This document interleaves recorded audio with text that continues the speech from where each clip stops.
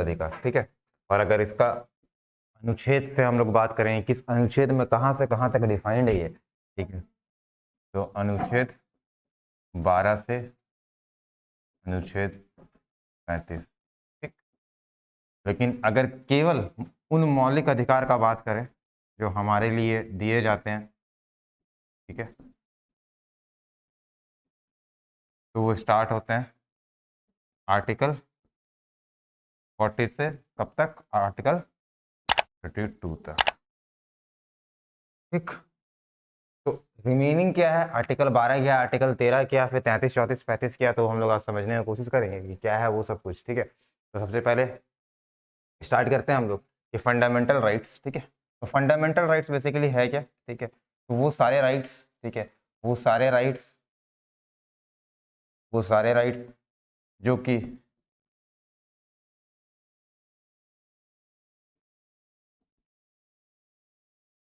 Citizen, ठीक है ना, सिटीजन्स ऑफ इंडिया प्लस जो रेसिडेंट्स हैं, यहाँ रहने वाले अन्य लोग भी तो हो सकते हैं, विदेशी लोग हो सकते हैं कि नहीं हो सकते, ठीक है ना, जो रेसिडेंट्स हैं, ठीक है, उनको जिन तरीके का अधिकार दिया जाता है उनको हम लोग क्या बोले, मूल अधिकार। वो जरूरी होते हैं उनके लिए क्योंकि उनके ऊपर कुछ इस तरीके का व्यवहार ना किया जाए, इस तरीके का दुर्व्यवहार ना किया जाए कि उसे गरिमा को ठेस पहुंचे या फिर जो उसे गौरव को ठेस पहुंचे, ठीक है। अब तुमको ये जानकर बड़ा आश्चर्य होगा कि कुछ फंडामेंटल राइट्स केवल यहाँ के सिटीजन्स के लिए हैं, कुछ फंडामेंटल राइट्स जो है पूरे के पूरे रेसिडेंट्स के लिए हैं, ठीक है। हालांकि जितने भी अगर कोई इंडिया के बॉर्न सिटीजन्स हैं तो कोई भी बॉर्न सिटीजन्स जो रहेंगे उनके लिए तो यहाँ पर जो है पूरा का पूरा फंडामेंटल राइट होगा, लेकिन कुछ ऐसे अधिकार हैं जो विदेशी नागरिक उस पर जो है आपका अधिकार नहीं, दावा नहीं कर सकते हैं। तो आर्टिकल 15, 16, 19, 29, 30 ये ध्यान में रखना। आर्टिकल 15, 16, 19, 29, 30 ये केवल भारतीय नागरिकों के लिए,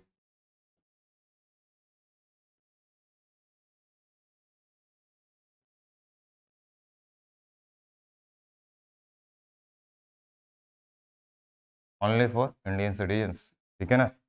इसका मतलब क्या हुआ, इसमें जो विदेशी नागरिक है, जो विदेशी रेसिडेंट थे वो इंक्लूडेड नहीं है, विदेशी नागरिक नहीं इंक्लूडेड होंगे। कैसे, अभी हम समझाते हैं, ठीक है। और उसके बाद जो अन्य है, ठीक है, जो रिमेनिंग जितने भी आर्टिकल बच गए, जो जितने भी रिमेनिंग आर्टिकल बच गए, ठीक है ना, जितने भी रिमेनिंग आर्टिकल बच गए वो जो भारतीय हैं उनके लिए भी होंगे और जो विदेशी नागरिक है उनके लिए भी होंगे। समझ में आ रहा है भैया, कोई टूरिस्ट आएंगे तो उनका भी तो अपना कुछ राइट होगा ना, ऐसा थोड़ी ना कोई उनको उठा के जेल में डाल देगा, ठीक है। तो सारे राइट्स का बात किया जाता है, ठीक है। तो ये तो सिर्फ ये मत समझना कि हमारे पास जो फंडामेंटल राइट्स है तो वो सिर्फ जो इंडिया के सिटीजन उन्हीं के लिए। अब बाहर से कोई आया यूएसए वाला, तुम उसको 2-4 हाथ मार दिए तो ऐसा थोड़ी उसका फंडामेंटल राइट का तुम हनन कर रहे हो कि नहीं कर रहे हो, ठीक है। उसका ऐसा थोड़ी कर सकते हो तुम दिल्ली के बहुत सारे एरिया में तुम वहां पर जाओगे तो तुम क्या देखोगे कि जो बाहर के बहुत सारे लोग आते हैं वो लोग क्या करते हैं, छोटा छोटा अपना स्पेस पे क्या कर रहे हैं, कुछ बिजनेस वगैरह कर रहे हैं, ठीक है। तो वो कर सकते हैं, क्यों नहीं कर सकते, ये राइट्स दिया गया है। ये राइट्स किसके लिए दिया गया, आपका विदेशी नागरिक के लिए भी दिया गया, ठीक है। लेकिन उनके लिए कुछ जो रिस्ट्रिक्शन रहता है, हालांकि रिस्ट्रिक्शन तो हमारे भारतीय नागरिक और विदेशी नागरिक दोनों के लिए रहता है, ठीक है। विदेशी नागरिक के लिए ऑब्वियस बात है ज्यादा रिस्ट्रिक्शन रहेगा। ज्यादा रिस्ट्रिक्शन कैसे रहेगा, अब जैसे अभी तुमको पता हाल में अदनान सामी, ठीक है, भारत का नागरिकता लिया, ठीक है ना, तुमको पता होगा, ठीक है। तो ये नागरिकता लेने से पहले थोड़ी ना कि इंडिया में काम नहीं कर रहा था, तो इंडिया में काम कर ही रहा था। तो इंडिया में अगर काम कर रहा हो तो सरकार उसको कुछ राइट्स दी हुई होगी तब तो, ठीक है। ऐसा थोड़ी ना कि ऐसे काम कर लेगा। आप कैसे काम कर सकते हैं, हम घूम फिर रहे हैं, हम काम कर रहे हैं, कैसे, क्योंकि मेरे पास राइट्स है, ठीक है। ये एग्जाम में आता है कौन कौन सा आर्टिकल केवल भारतीय नागरिकों के लिए, विदेशी नागरिकों के लिए नहीं है, ठीक है। अब देखो आर्टिकल 16 अवसर की समानता, आर्टिकल 16 क्या है, आर्टिकल 16 बोलता है कि इक्वल अपॉर्चुनिटीज इन जॉब्स जो भी है, या इक्वल अपॉर्चुनिटीज फॉर ऑल, अवसर की समानता, ठीक है। अब इसमें ये इसलिए भारतीय नागरिक क्लियर करने की कोशिश करना, ये भारतीय नागरिकों के लिए केवल इसलिए होगा क्योंकि अगर तुम एसएससी का एग्जाम देते हो तो इसका मतलब नहीं कि यूएसए से कोई टूरिस्ट आया और बोला कि हम भी एसएससी का एग्जाम दे देंगे। पॉसिबल है क्या, नहीं पॉसिबल। यूपीएससी का एग्जाम अगर तुम दे रहे हो आर्टिकल 16 तो equal opportunity for all, only for Indians, बाहर के लिए नहीं, जो रेसिडेंट रहे उनके लिए नहीं, जो रोहिंग्या आपके जो रिफ्यूजीज आ गए उनके लिए नहीं, ठीक है, केवल जो भारतीय नागरिक रहेंगे उनके लिए, वही सारा एग्जाम देते हैं। समझ में आ रहा है ना, ठीक है, इस तरीके का। इसी तरीके से आपका minority institution article 20, article 29, article 30 minority institutions का बात करते हैं कि आप छोटा छोटा कोई इंस्टीट्यूशन बना सकते हैं। जैसे बहुत सारे इंस्टीट्यूशन का तुम नाम सुनते हो ना, कि जो बहुत सारे ईसाई मिशनरीज लोग चलाते हैं, ब्रह्मो समाज वाला बहुत सारे स्कूल्स चलाता है, ठीक है। तो इंस्टीट्यूशन और उससे रिलेटेड बहुत सारा काम करना। तो अब ऐसा नहीं हो सकता है कि अगेन फिर से बाहर से अगर कोई आए, कोई टीचर्स आए और टीचर्स आने के बाद अचानक से अपना कुछ यहाँ पर इंस्टीट्यूशन शुरू कर दे, ऐसा नहीं किया जा सकता है। उसके लिए आपको स्पेशल परमिशन लेना पड़ता है, ठीक है। तो कुछ आर्टिकल्स केवल और केवल भारतीय नागरिक के लिए होते हैं, विदेशी नागरिक के लिए नहीं होते, और रिमेनिंग जितने भी हैं वो भारतीय प्लस विदेशी दोनों के लिए होते हैं। कॉन्सेप्ट क्या समझ में आया कि जितना भी फंडामेंटल राइट है वो सारा का सारा भारतीय नागरिक के लिए होगा, लेकिन कुछ राइट्स जो है वो विदेशी के ऊपर लागू नहीं होगा, और ये राइट विदेशी के ऊपर लागू नहीं होगा। कौन कौन सा याद करना आसान है? 15, 16, 19, 29, 30, ठीक है, याद कर लेना, ठीक है। तो एग्जाम में आता है कौन सा भारतीय नागरिक के लिए, कौन सा भारतीय नागरिक के लिए नहीं है। चलिए आगे बढ़ते हैं। अब जो है ये जो आपका फंडामेंटल राइट का कॉन्सेप्ट है, ये लिया कहां से गया है? ये जो फंडामेंटल राइट का कॉन्सेप्ट कहां से लिया गया है? हाँ, नहीं वो तो लिया ही गया, ये आपका बेसिकली आपका लिया गया है यूएस से, ठीक है, यूएस से, ठीक है, संयुक्त राज्य अमेरिका, ठीक है, संयुक्त राज्य अमेरिका से जो आपका ये कॉन्सेप्ट लिया गया है।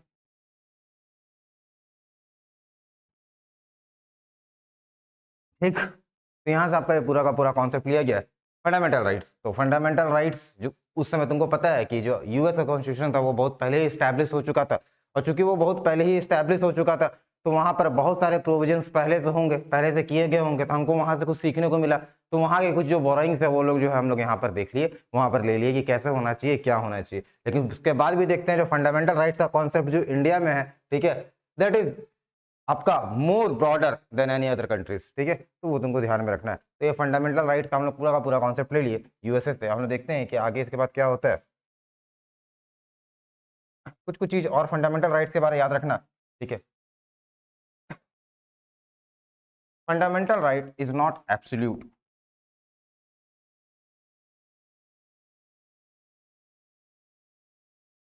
ठीक है, इज नॉट एब्सोल्यूट, ठीक है, ये लिख लेना, ठीक है, is not absolute. Fundamental right is not absolute, इसका हिंदी का टर्म हमको एग्जैक्ट नहीं पता है। इज नॉट एब्सोल्यूट, एब्सोल्यूट मतलब ये नहीं होता है कि सरकार उसके ऊपर कोई रिस्ट्रिक्शन नहीं लगा सकती, समझ में आया? सरकार अगर आपको कहीं पर व्यापार करने का अधिकार देती है तो उसी व्यापार को बंद भी करवा सकती है, ठीक है ना, समझ में आ रहा है? सरकार अगर आपको कहीं घूमने का अधिकार देती है, ज्यादा हुड़दंगी मचाए आप वहां से, तो आपको वहां से भगाने का भी जो अधिकार है सरकार के पास है, समझ में आया ना?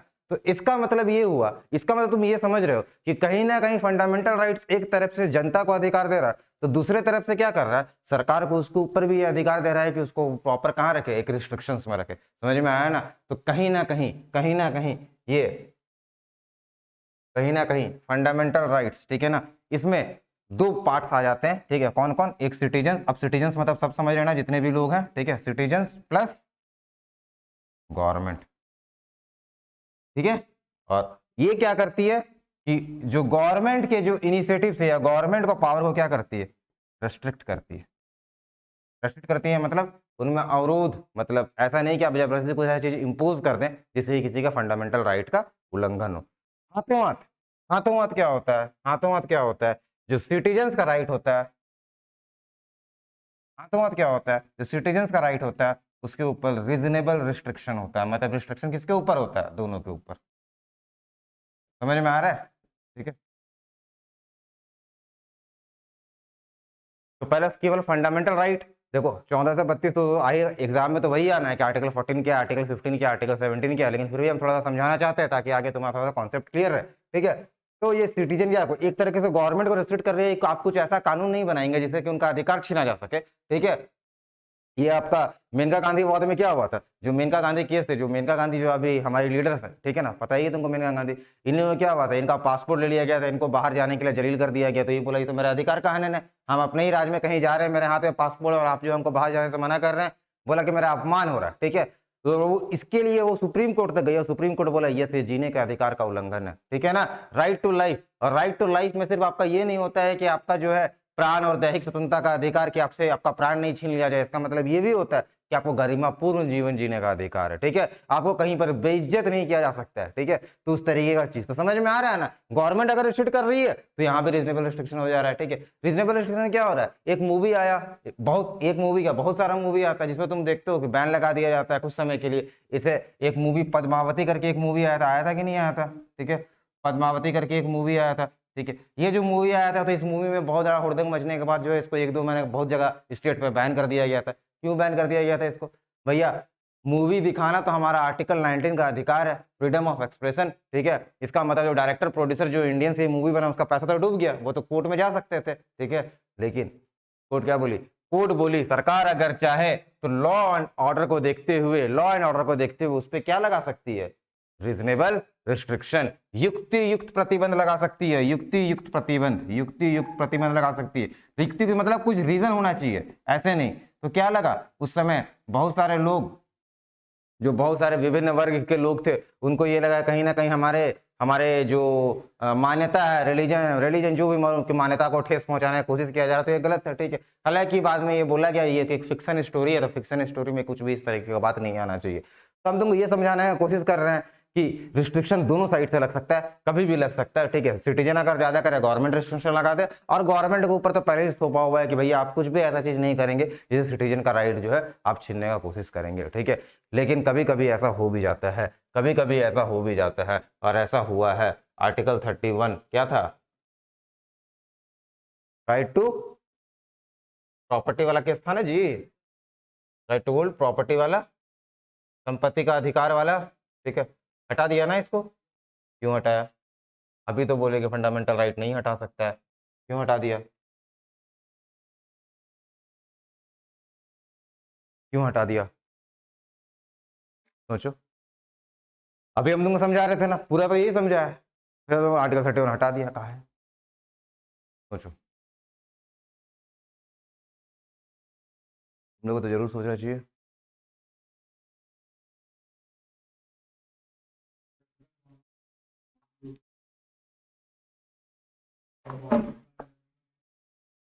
बॉर्डर के पास जमीन ले लिया, ठीक है। हाँ पहले से, ठीक है। हाँ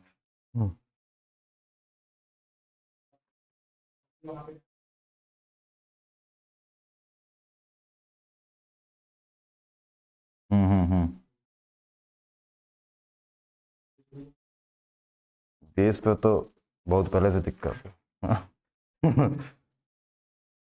चलिए और बताइए।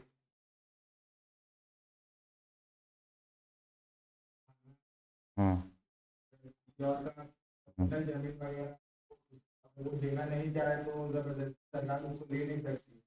हम्म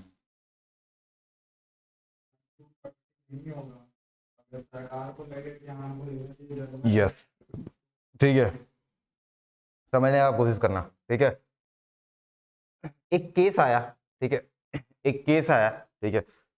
जैसे मान लो कि इतना सारा तुम जमीन होल्ड करके रखे हुए हो, पूरे इंडिया में इतना ही जमीन है समझना, ठीक। इतना सारा जमीन होल्ड करके रखा हुआ, ठीक।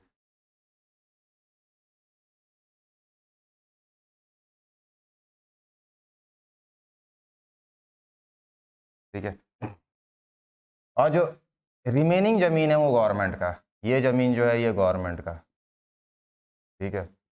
और जो ये जमीन है, इधर का जो जमीन है, जमीनी प्रॉपर्टी एक बेसिकली ये आपका जमींदार का, और ये आपका क्या है? गवर्नमेंट का, ठीक है। ये ऐसा लैंड है जिसके बारे में पता नहीं, अभी भी तुमको पता है कि बहुत सारा ऐसा लैंड होता है जिसका कोई रिकॉर्ड ही नहीं है, ठीक है। ये नो रिकॉर्ड वाला लैंड है, ठीक है, नो रिकॉर्ड वाला लैंड है, ठीक है। झारखंड में भी ऐसा बहुत सारा आपका जगह है, ठीक है। जैसे तुम सारंडा जंगल में जाकर तुम मैपिंग नहीं कर सकते कि वहां पर कितना तुम्हारा ये है, ठीक है। बोला ये आता है कि जो सारंडा का आपका फॉरेस्ट एरिया वहां पर तो जमीन तक धूप नहीं पहुंचता, ठीक है ना, इतना घना जंगल है, ठीक है। नक्सलाइट पूर्ण जोन है, तुम जा भी नहीं सकते, बहुत सिक्योरिटी के साथ जाना पड़ेगा, तो मैपिंग करना पॉसिबल नहीं है, तो कुछ कुछ ऐसा जोन होता है। अब ये गवर्नमेंट है, भारत आजाद हो चुकी है। अब भारत आजाद अगर हो गई, भारत अगर आजाद हो गई तो कहीं ना कहीं उसको एक डेवलपिंग कंट्री से डेवलप्ड कंट्री बनना है, तो डेवलपिंग कंट्री से डेवलप्ड कंट्री बनना है, इसका मतलब क्या करना पड़ेगा? उसको अपने जीडीपी में ग्रोथ करना पड़ेगा कि नहीं? जीडीपी में क्या होता है, जीडीपी मतलब ग्रॉस डोमेस्टिक प्रोडक्ट, ठीक है, final value of goods and services, ठीक है, वस्तु एवं सेवाओं का अंतिम मूल्य। तो वस्तु सेवा मतलब जो भी आपका रेस्टोरेंट सर्विस रियल एस्टेट ये सब कुछ चलता है। गुड्स पहले समझते हैं, तो गुड्स में क्या हो सकता है, सब कुछ हो सकता है, एग्रीकल्चरल गुड्स, इंडस्ट्रियल गुड्स, ठीक है ना। तो दो गुड्स क्या हो सकता है, एग्रीकल्चरल गुड्स और इंडस्ट्रियल गुड्स हो सकता है कि नहीं हो सकता। मतलब ये हुआ कि इन दोनों का प्रोडक्शन बढ़ाओगे तो ही जीडीपी बढ़ेगा, ठीक है ना। इन दोनों का प्रोडक्शन अगर तुमको बढ़ाना है, इन दोनों का प्रोडक्शन बढ़ाना है, एग्रीकल्चर गुड्स का प्रोडक्शन बढ़ाना है, मतलब क्या होगा, तुमको बेहतर तरीके से लैंड मैनेजमेंट करना पड़ेगा कि नहीं करना पड़ेगा। लैंड मैनेजमेंट करना पड़ेगा मतलब उनको बताना पड़ेगा कि आप ऐसे खेत पे इस तरीके से काम करिए। वाई ग्रीन रेवोल्यूशन, ठीक है, ग्रीन रेवोल्यूशन का प्रोसेस ही वही था कि हमको क्या करना, भुखमरी इतना ज्यादा बढ़ गया कि हमको प्रोडक्शन बहुत तेजी से बढ़ाना था, ठीक है, प्रोडक्शन बढ़वाए, लेकिन लोग के पास जमीन रहेगा तब ना। लोग को क्या किया जाता था, बंधक बना के जो है खेती करवाया जाता था, ठीक है ना। तो वो तरीका था, प्रॉपर कागज नहीं था। इंडस्ट्रियल गुड्स बढ़ाने के लिए भी हमको कहीं ना कहीं लैंड का जरूरत पड़ता है कि नहीं पड़ता है, ठीक है ना। बेसिकली क्या होता है, लैंड लेबर कैपिटल होता है कि नहीं, लैंड लेबर कैपिटल, ठीक है ना। कैपिटल भी रहेगा, लेबर भी रहेगा, लैंड रहेगा, नहीं रहेगा तो क्या हम बना सकते हैं, कोई इंडस्ट्री बना सकते हैं क्या, नहीं, मतलब लैंड का। जवाहरलाल नेहरू यही बोले, जवाहरलाल नेहरू यही बोले कि चूंकि बहुत सारा लैंड अभी भी ऐसे जगह पर था जो या तो नो रिकॉर्ड लैंड में था, या फिर वो ऐसे लोगों के हाथ में था जो कि उस लैंड को किसी गवर्नमेंट पर्पस के लिए देना नहीं चाह रहे थे। और अब वहां पर अगर कुछ खेती वगैरह भी हो रहा है तो किसानों का हालत इतना खराब था कि वो बेहतर प्रोडक्शन नहीं दे पा रहे, ठीक है ना। तो उसके लिए हमको ये जरूरत था कि हम लैंड लीजिंग कराएं, लैंड लीजिंग करवाएं या फिर लैंड कंसोलिडेशन कराएं। इसलिए भूमि सुधार, स्वतंत्रता के बाद जो पहला सुधार लेके आया गया वो पहला सुधार ही था, भूमि सुधार, ठीक है ना, भूमि सुधार कानून, लैंड रिफॉर्म एक्ट। इसमें क्या बोला है कि आपको अपना अपना ये सब जगह सब कुछ जो है छोड़ना पड़ेगा, ऐसा सब कुछ। तो जब ये सब कुछ बात चल रहा था उसी टाइम कुछ लोग बाहर आए, कुछ जमींदार, बड़े बड़े जमींदार, और ये बोले कि भैया ये तो हमारा संपत्ति का अधिकार है, ये तो फंडामेंटल राइट है, आप इसको कैसे छीन सकते हैं। उस समय ये क्लॉज लेके आया कि आर्टिकल 368 किसके पास है, पार्लियामेंट।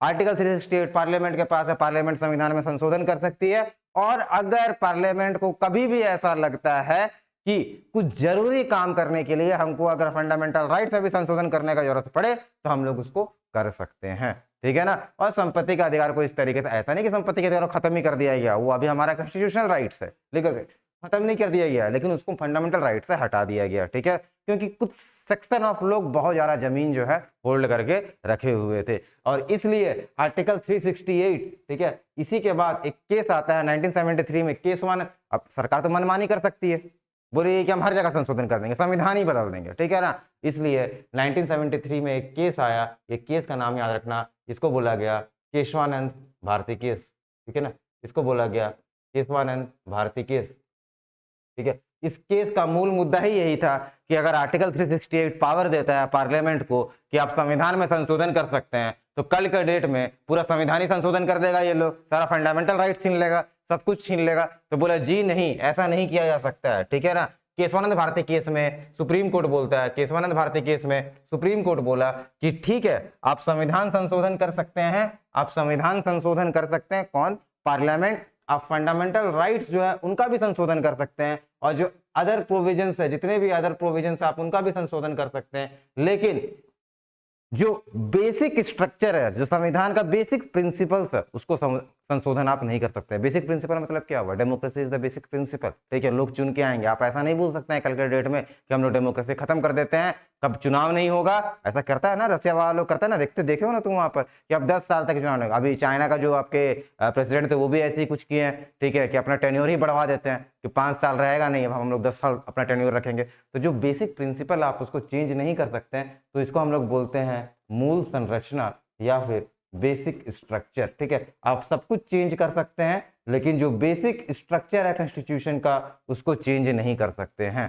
Basic structure. और दूसरा बात, अगर आपको संशोधन करना है तो आपको युक्त रीजन देना पड़ेगा, जैसे कि ये रीजन हम तुमको बताया ना, लैंड वाला रीजन, वैसे ही आपको एक रीजनेबल रीजन देना पड़ेगा, otherwise it will not go through, ठीक है, ये आपका संसद में पास होगा ही नहीं, ठीक है। तो ये केशवानंद भारती केस 1973, जिसमें बेसिक स्ट्रक्चर डॉक्ट्रिन के बारे में बताया गया था, एग्जाम में आता है कि बेसिक स्ट्रक्चर डॉक्ट्रिन के बारे कौन से केस में बताया गया था।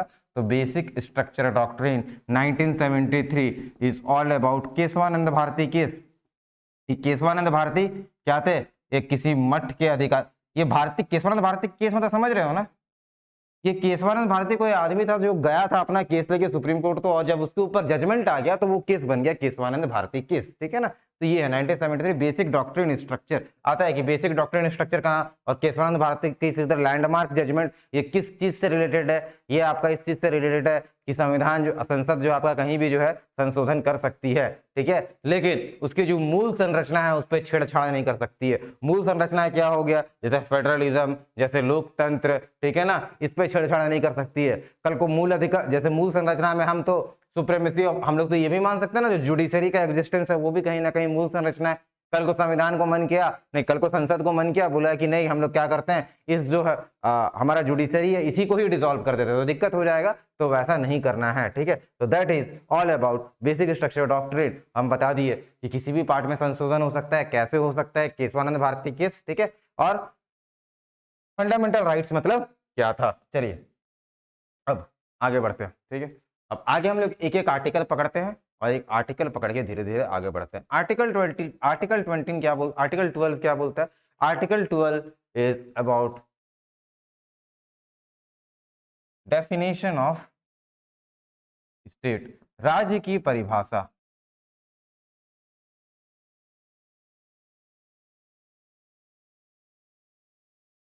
राज्य की परिभाषा, ठीक है, राज्य की परिभाषा। अब आर्टिकल 12 के अंतर्गत राज्य में सब कुछ आ सकता है, ठीक है ना, आर्टिकल 12 के अंतर्गत राज्य में सब कुछ आ सकता है। राज्य में सब कुछ आ सकता है मतलब क्या हो गया, अगर स्टडी प्लानट है तो ये भी एक स्टेट हो सकता है। कैसे, क्योंकि इसमें बोला गया है कुछ कुछ बात जो बोला गया है कि स्टेट मतलब क्या, तो स्टेट मतलब ऐसा जिसका अपना क्या हो, टेरिटरी, टेरिटरी या फिर क्या बोल सकते हैं हम लोग उसको, सॉवरेनिटी हो, ठीक है, संप्रभुता, ठीक है ना, एक क्षेत्र हो उस पर संप्रभुता हो, ठीक है ना भाई, उस पे गवर्निंग बॉडी हो, शासित, जिसको शासित किया जा रहा हो, ठीक है, और क्या हो, और क्या हो, एक छोटा सा पॉपुलेशन हो, जनसंख्या हो, ठीक है ना। लगभग इन बातों को अगर पूरा किया जा रहा है, लगभग इन बातों को अगर पूरा किया जा रहा है तो उनको हम लोग क्या बोलेंगे, स्टेट, उनको हम लोग क्या बोलेंगे, स्टेट। अब अगर तुम स्टडी प्लैनेट में हो तो स्टडी प्लैनेट का अपना एक एरिया है, ठीक है, एरिया मतलब क्या, टेरिटरी है, उस टेरिटरी में क्या जबरदस्ती कोई आकर ऑक्युपाई कर सकता है क्या, नहीं कर सकता, तो सॉवरेनिटी भी है, गवर्निंग बॉडी, यहाँ का अपना मैनेजमेंट है। चौथा क्या, पॉपुलेशन, हम तुम ये सारे लोग क्या हो गए, पॉपुलेशन, तो इसका मतलब स्टडी प्लैनेट भी क्या हो गया, एक स्टेट। समझ में आया स्टेट का मतलब, ठीक, समझ में आया स्टेट का मतलब, ठीक है, तो ये होता है स्टेट, ठीक है। एक बार एग्जाम में आया था कि which of the following will be considered as state, CTET जैसे एग्जाम में आया था, which of the following is considered as state, किसको हम लोग स्टेट बोलेंगे, ठीक है ना, उसमें ऑप्शन नंबर ए में था म्यूनिसिपल बॉडीज,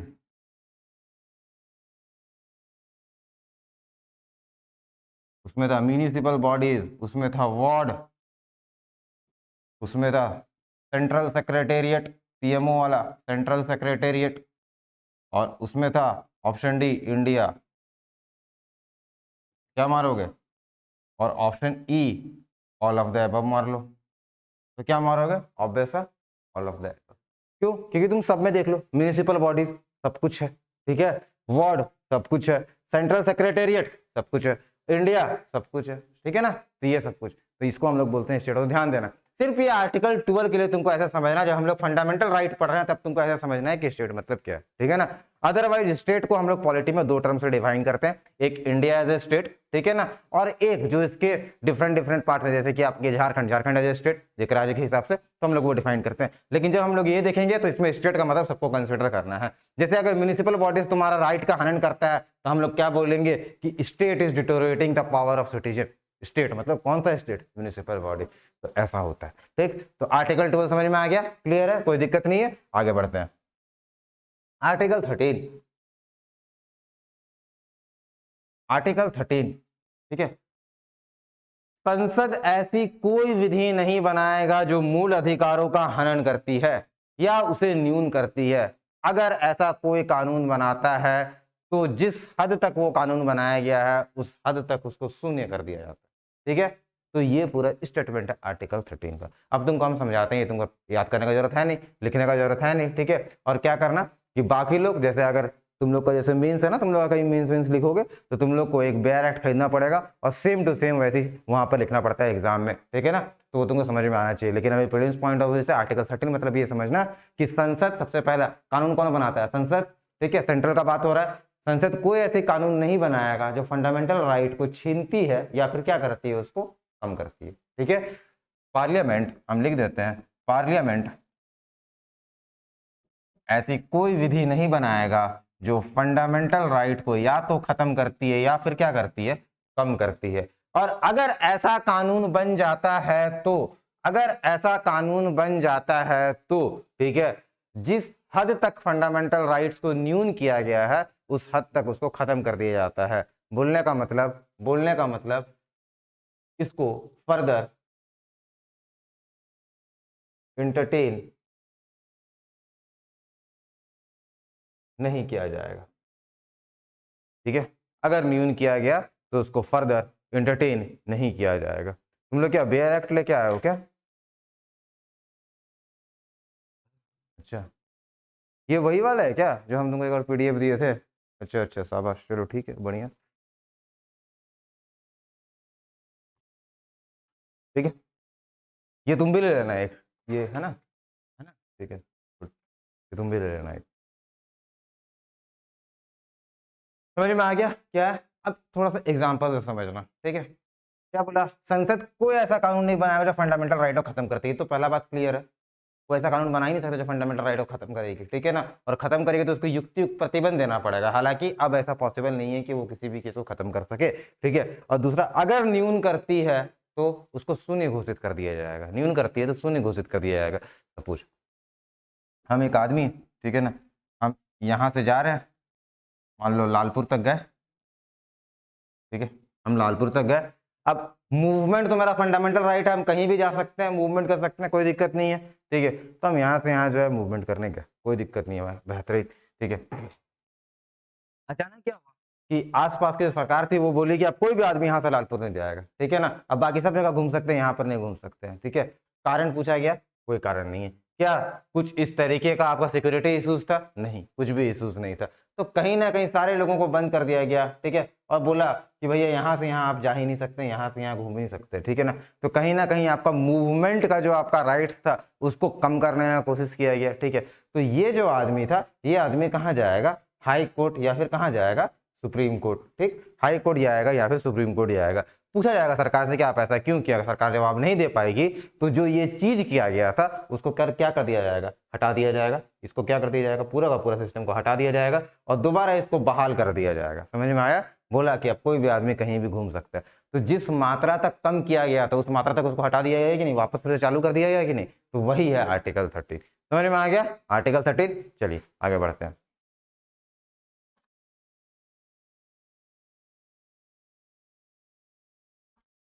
अब आगे फंडामेंटल राइट्स। ठीक है, अब आगे फंडामेंटल राइट्स। ठीक है, तो फंडामेंटल राइट्स में कौन कौन सा अधिकार है जी हम लोग के पास? ठीक है, सबसे पहला अधिकार क्या है?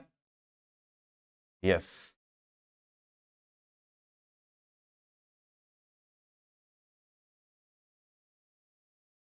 राइट टू इक्वालिटी, समानता का अधिकार है ना। दूसरा अधिकार क्या है?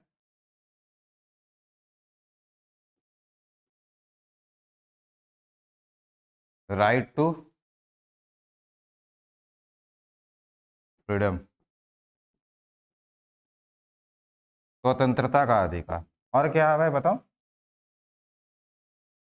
राइट अगेंस्ट एक्सप्लोरेशन, मतलब तुम अधिकार मत दे दो किसी को शोषण करने का। ठीक है, राइट अगेंस्ट एक्सप्लोइटेशन।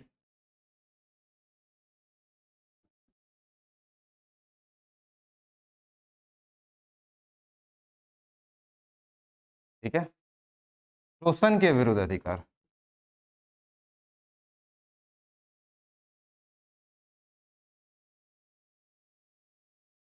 और आगे क्या है भाई?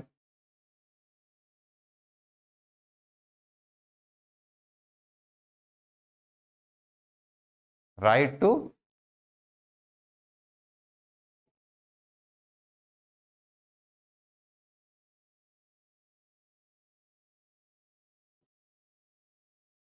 रिलीजियस फ्रीडम, इस तरीके से हम लोग इसको बोल सकते हैं, या फिर रिलीजियस फ्रीडम।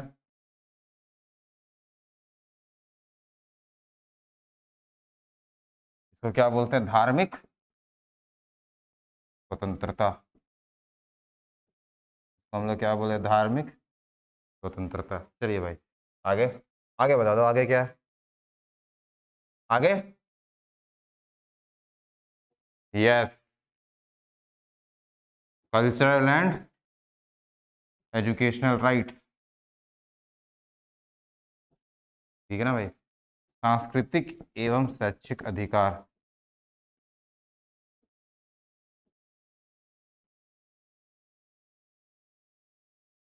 ठीक, के बाद कौन था?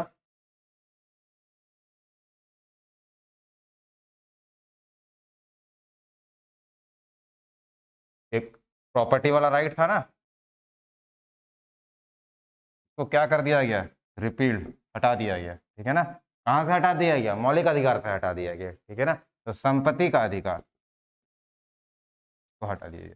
फिर आगे क्या है? Constitutional remedies. ये अपने आप में एक मूल अधिकार है कि आप कोर्ट जा सकते हैं। ठीक है ना? ये अपने आप में एक मूल अधिकार है। तो क्या बोलते हैं जी हिंदी में कॉन्स्टिट्यूशनल रेमेडीज को? संवैधानिक उपचारों का अधिकार। संवैधानिक उपचारों का अधिकार। क्लियर है भाई? संवैधानिक उपचारों का अधिकार। ठीक,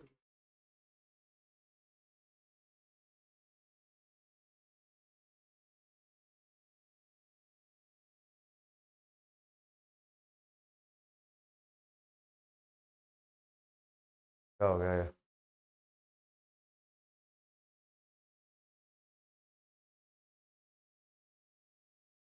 दिखाई दे रहा है ना? दे रहा है, दिखाई? एक ही पेज में खत्म कर देते हैं। अब हम बताना क्या चाह रहे हैं, लिखने का तो मतलब था नहीं, बताना क्या चाह रहे हैं। पूछा, पूछता है सवाल, पूछेगा। ठीक है जी, ऐसे तुम ऐसा सवाल के लिए जरूर तैयार रहना। ठीक है? तो वो लोग ऐसा सवाल पूछेगा, फिर स्मार्ट समझेगा खुद को, बोलेगा कि कितना राइट है बताओ। तो 1 2 3 4 5 6 7, कितना राइट्स? टोटल हमारे पास कितना राइट है? 7 राइट। हाँ, ठीक है, हम बोले ना वो लोग ऐसा सवाल पूछ के स्मार्ट समझेगा। है बहुत आसान सा चीज ये। ठीक, जब जब हमारा जब स्वतंत्रता के समय, जब संविधान या फिर संविधान को जब अंगीकृत किया गया, उसमें हमारे पास कितने राइट थे? 7। लेकिन वर्तमान में कितने राइट है हमारे पास? इसको तो हटा दिया गया ना, इसको तो हटा दिया गया ना, तो कितने बचे हमारे पास? 6। ठीक है, एक बार तुम ये बताओगे ये किस संविधान संशोधन से हटाया गया? पक्का?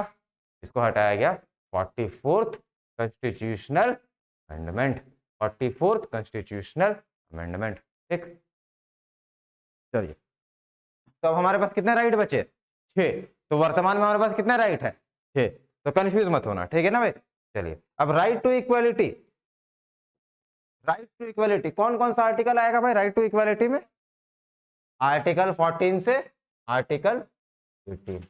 वेरी गुड, आर्टिकल 14 से आर्टिकल 18। ठीक है भाई? आगे, राइट टू फ्रीडम, जल्दी जल्दी। आर्टिकल 19 से article 2। Right against exploration, article 23, article 24। Very good. Right religious freedom, धार्मिक स्वतंत्रता का अधिकार, आर्टिकल 5 से आर्टिकल 28। आर्टिकल 25 से article 28। Cultural and educational right, article 29 and article 30। कौन से आर्टिकल को हटाया गया? आर्टिकल 44 कॉन्स्टिट्यूशनल अमेंडमेंट से आर्टिकल 31। ठीक है ना भाई? कॉन्स्टिट्यूशनल रेमेडीज क्या? आर्टिकल 32। बस ये तो है।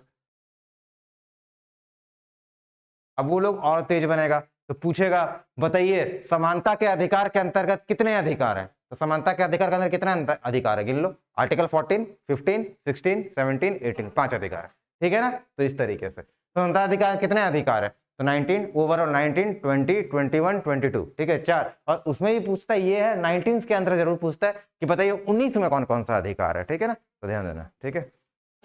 चलिए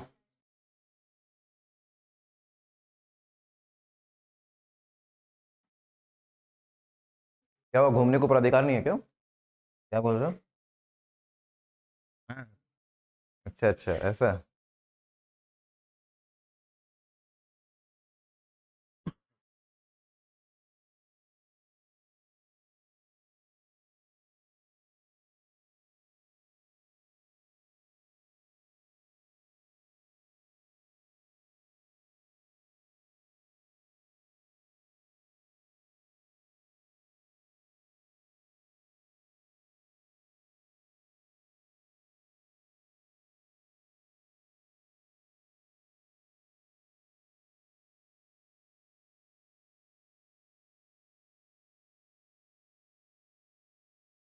बड़े आगे, ठीक है। चलो एक चीज देख लेना, और ये थोड़ा सा अंदर का पार्ट है लेकिन फिर भी हम बता दे रहे हैं।